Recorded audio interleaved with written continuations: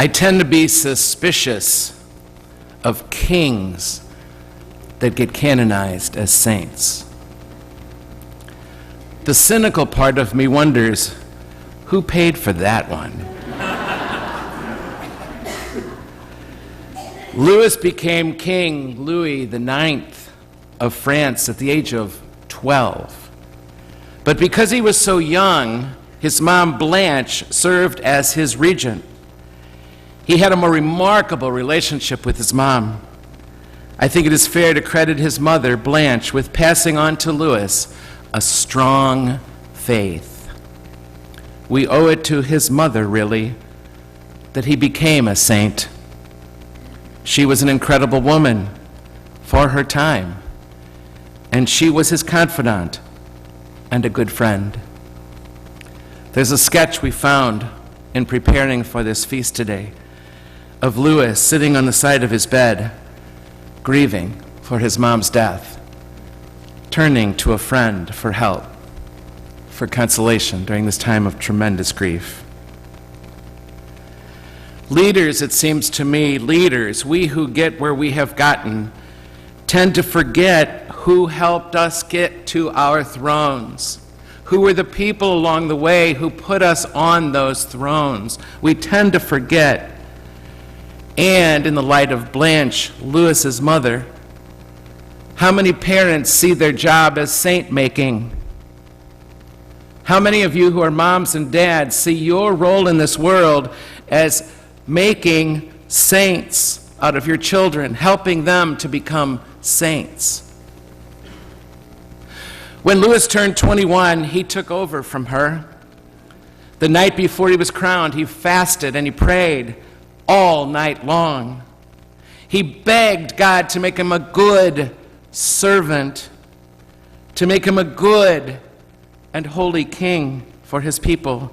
He never stopped praying that. He never stopped praying to be a good servant and a good king to his people. I know presidents and elected officials pray hard to get elected. They do. Many of them asked me to pray for them to get where they got.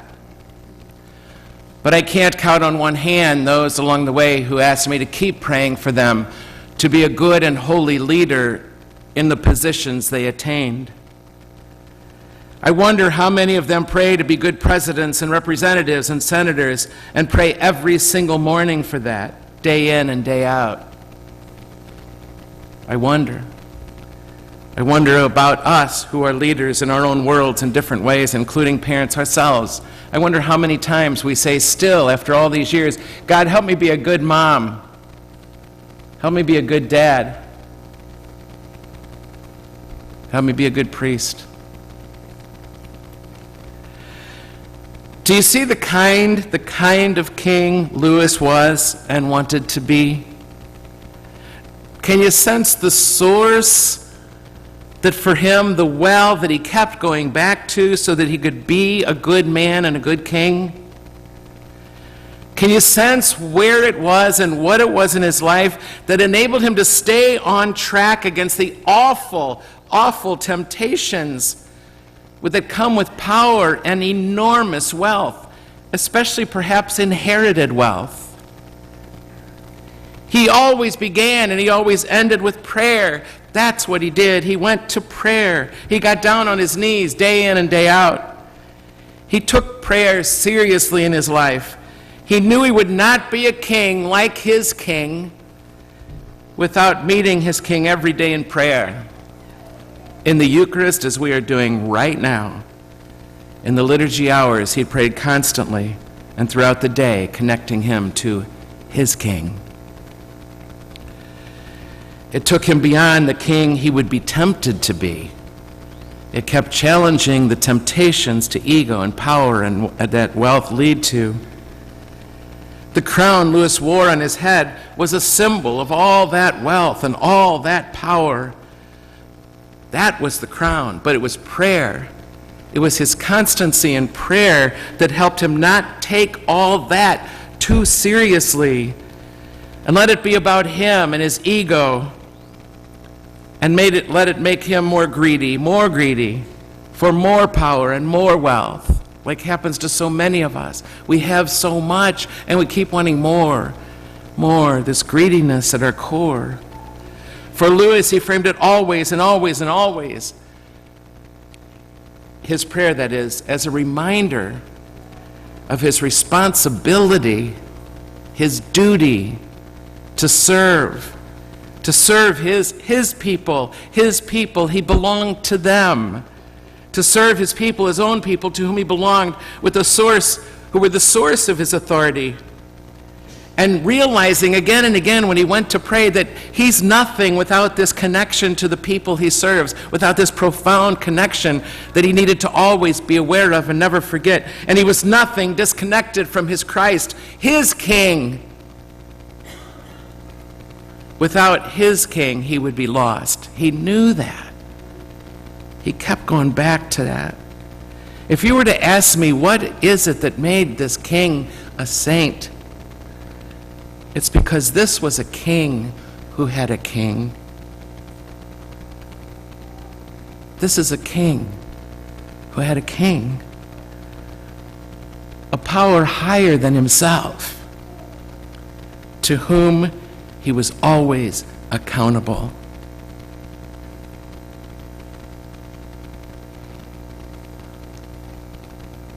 After the morning Mass, every morning, Lewis would start out with Mass. King Louis would ride his horse, thank you. Sorry, Louis. He would ride his horse into the countryside to see how he could work, to make life better for his people. He would often stop in villages to listen to what the people had to say. He checked again and again that the wealthy and powerful nobles were not abusing the people, which was so common in his day in the early 13th century. He listened to people's ideas. This king went out to the fields to talk to people about how to improve their country. And he worked hard to pass laws that would protect the vulnerable, some of which have lasted to our day. Most kings at the time built giant churches and cathedrals and hospitals and orphanage. Louis did all that too. But this king would stop. He would stop and go inside those cathedrals and go inside of those hospitals, go inside of those places where ex-prostitutes were housed and dying. He would go inside of them, and he himself would visit them. He himself would care for them. He himself would serve the sick, because that's what his king did. He listened.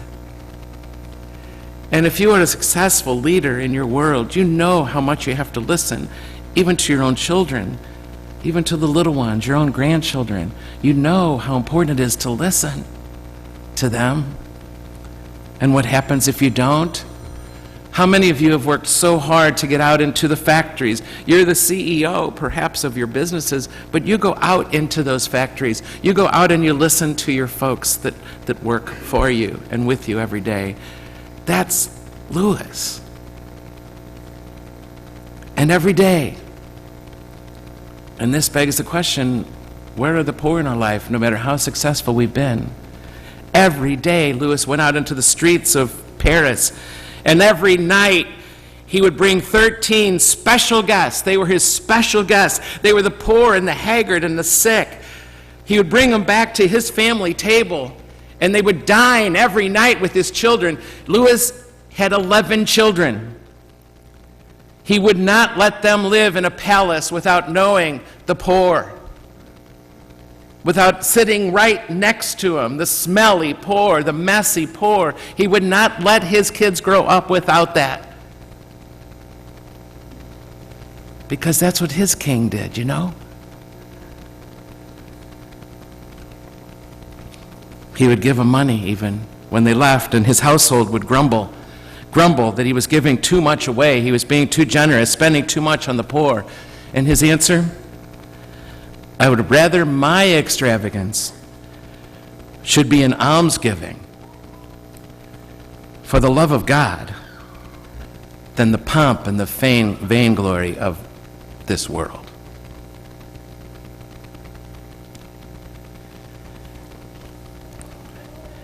Lewis would see again and again the poor and the weak being victimized, even by the structures of his society. So he changed the process of trials. When Francis came into reign, the ways decisions were made, trials conducted, was they would battle each other. There would be these constant combats. That's how they decided who was right and who was wrong. God would help the one who didn't kill the other one to become the winner, because that was God deciding. This is pretty awful. So he replaced, Francis did, much against the powers of his day, he replaced trial by battle and combat with witnesses. Witnesses who would bring in actual evidence. It was really the first time that evidence was introduced in courts as a way of deciding who's right and wrong. And one more thing about the qualities of this man, it's what he called loyalty. He wasn't the kind of king that demanded loyalty from anybody. He was the king that demanded loyalty in himself to those who were in his kingdom. He demanded loyalty of himself to them.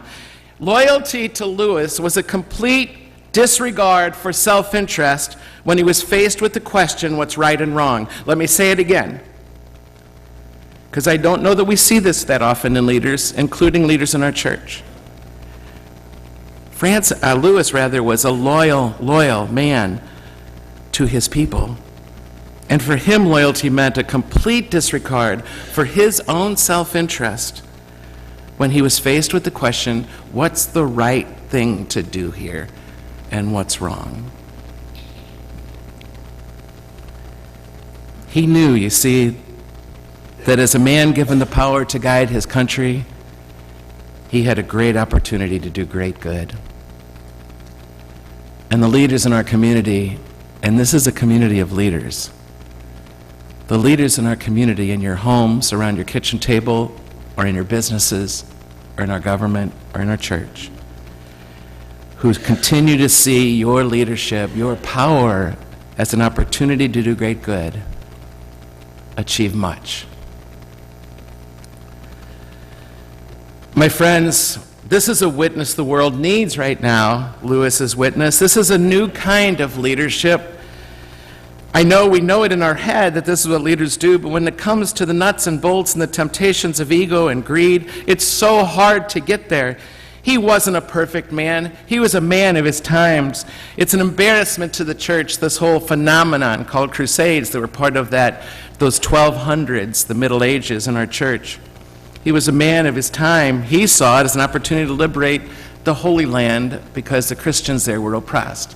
It wasn't because he was against Muslims. You can see in his writings to the Saracens and others that he really just wanted the Christians to not be so oppressed in the land that belonged to his king. But still, those were awful days. And once again, our church managed to be on the wrong side. In a way, I guess you could say that Lewis made his kingship an act of worship. Can you imagine making your whole career, an act of worship? What would that look like? Can you imagine making your vocation, your marriages, an act of worship? You see, this was a king who had a king. We're in a world right now that is in a crisis of leadership. Many of the nations of the world, the leading, most successful nations of the world, right this hour are gathering in France, in Lewis's homeland. The G7, we call it. The tensions are high. There's so much at stake in these kinds of conversations. We need leaders like Lewis to sit at those tables in front of them, in front of each other. We need that in our church too, in the halls of the Vatican and our own rectories as well. We need St. Louis. We need women and men like him. We need kings to have a king, and we need priests to have a great high priest. We need presidents who have a president, someone to whom they are accountable beyond themselves. We need CEOs who have CEOs bigger than themselves that they can get down on their knees in front of and remember who they are. And you can't even be a father to your children unless you have a Father who art in heaven. If you are to flourish as a father, they need a leader like Jesus, to whom they can be accountable and to whom they can look for strength. We all do. And I'm not saying by this that somebody who perhaps has no faith couldn't be a good leader, but we all of us without exception have to have a power higher than ourselves if we're going to lead, or it won't work, whatever you call it. We need a power bigger than ourselves. St. Louis was unencumbered by the trappings of power and wealth. Those things did not corrupt him, because he always remembered where his power came from and what it is for. You see, this was a king who had a king.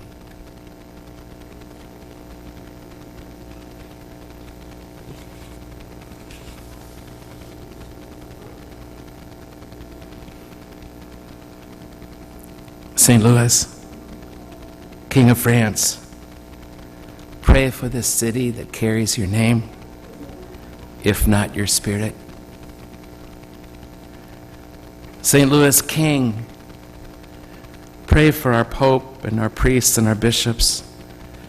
Pray for those who fill the halls of Congress and the White House, our business leaders and those who lead in any way, who are here around this altar today, to always look to something bigger than themselves to worship, so we don't end up worshiping ourselves.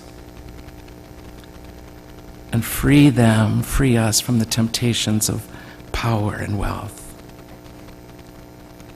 St. Louis, pray for us that we never forget the humble folk. St. Louis, when it's our turn to lead as parents and priests, religious and bishops, maybe even in the corporate world or in politics, pray for us that we don't forget you, that we don't ever forget a king who had a king.